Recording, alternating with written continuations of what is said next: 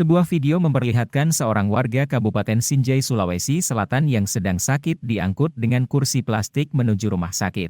Video yang diperoleh Tribun Timur Sabtu 13 Mei itu merekam warga dan keluarga pasien menggotong pasien melewati jalan yang belum teraspal.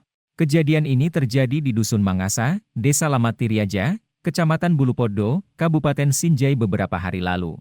Muhammad Nasir yang merupakan keluarga pasien ini menuturkan, tantenya itu digotong menggunakan kursi sejauh 1,5 km. Pasalnya, mobil ambulans yang hendak membawanya ke rumah sakit tak bisa mengakses jalan ke rumah pasien. Menurutnya jalan menuju ke rumah pasien tersebut berbatu dan licin karena hingga kini belum tersentuh aspal.